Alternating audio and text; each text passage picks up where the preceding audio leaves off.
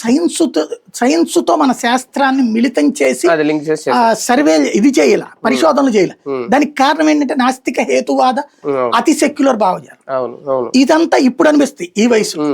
అట్లాగా వయసును బట్టి మార్పు వస్తున్నది. దీన్ని అడ్డు పెట్టుకుని ఇక్కడ ఉంటుంది. ఇప్పుడు ఆయన ఆ మాట ఏది అయ్యా, ఇది ఆర్కియాలజీ డిపార్ట్మెంట్ వాళ్ళు చూసుకోవాలి అని చెప్పారు. But you have the right, నీకు అధికారం ఉంది. ఇప్పుడు నీకు అధికారం లేదు ఇందులో అని అంటే సుప్రీంకోర్టు కంటే ఆర్కియాలజీ డిపార్ట్మెంట్ గొప్పదా, పురావస్తు శాఖ గొప్పదా? సుప్రీంకోర్టు కంటే. You are supreme on president. నువ్వు ఇవాళ రాష్ట్రపతి ఏం చెయ్యాలో, సంతకం ఎన్ని రోజుల్లో పెట్టాలో నిర్దేశిస్తున్నాను. అదేమంటే నాకు అధికారం ఉందంటున్నావు, రాజ్యాంగం నాకు ఇచ్చింది అంటున్నావు. అంత అధికారం కలిగినోడివి ఆఫ్టర్ ఆల్ ఒక పురావస్తు శాఖకి చెప్పలేవా నువ్వు? అది కూడా ఏంటి, వాళ్ళు ఏమి మామూలు బిల్డింగ్ ని పడగొట్టమంటలేదు, పురావస్తు శాఖ బిల్డింగ్ ను పడగొట్టమంటలేదు, పునరుద్ధరణ చేయండి అంటున్నారు. అది అందులో జెన్యూనిటీ ఉంది కదా.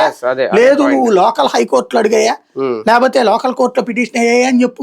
నువ్వు గైడ్ చేయి. ఎందుకు? నీకు టైం తక్కువ ఉంది కాబట్టి సుప్రీంకోర్టుగా దీన్ని త్వరగా పరిష్కరించండి అని చెప్పు. అలా చెప్పడంలో తప్పులేదు. లేదా ఇది మేము దీన్ని పరిగణించదలుచుకోలేదు అని చెప్పు. కానీ ఎల్లి విష్ణుమూర్తికి చెప్పుకో అనే కామెంట్ ఏదైతే అది సాధారణంగా ఉంటది. అంటే ఇక్కడే సార్, అంటే ఇక్కడ తీర్పులను జడ్జి గారిని విమర్శించడం కాదు కానీ